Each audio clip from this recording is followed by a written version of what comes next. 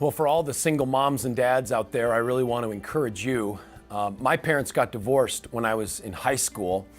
My dad had a series of unfaithful relationships that eventually caused my parents divorced. And so the final few years growing up, I grew up with a single mom and going back and forth between mom's house and dad's apartment. And so a big part of Visionary Family Ministries over the years has been equipping single moms and equipping single dads. And the first thing that I would encourage you with, and you may not feel like it's much of an encouragement, so bear with me. First thing that I would tell you if you're a single parent is that success is impossible. And you're like, I thought you were going to encourage me. Here's what I mean by that. If you add up everything that you've got to do in a month, everything that you've got to do in a week, I want you to think about your to-do list, okay? Your typical month, your to-do list. We got to go to work, we got to pay the bills, we got to change the diapers, we got to feed the kids, we got to drive them to church, we got to drive them to activities, we got to mow the lawn. Okay, the list is almost endless. And at the end of the month, imagine that you gave yourself a report card. You've got 106 things on your list as a single mom or single dad to do.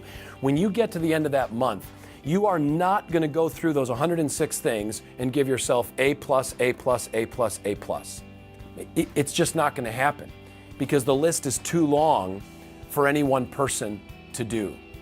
And what that means is you have to choose what is going to get your best, and you've got to choose what's going to get less than your best. If you can't get an A+ in everything, that's in a way freeing for you to prioritize. And what I want to encourage you to do is to prioritize that it's the number one mission of your life as a mom, the number one mission of your life as a dad, to pass your faith to your children.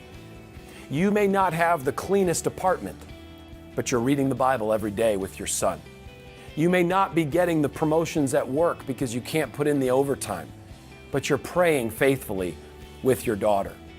You may not have the extra friendships that you'd like, because you're faithful every week in going to your family Bible study with your son, with your daughter, or you're participating in that nurturing program at church.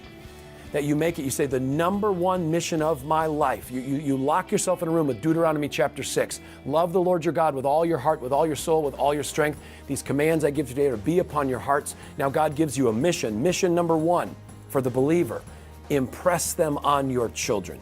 The them is the Word of God, the things of God. And then the first practical step there in Deuteronomy chapter 6 is to talk about them. Now the them, again, the Word of God, the things of God.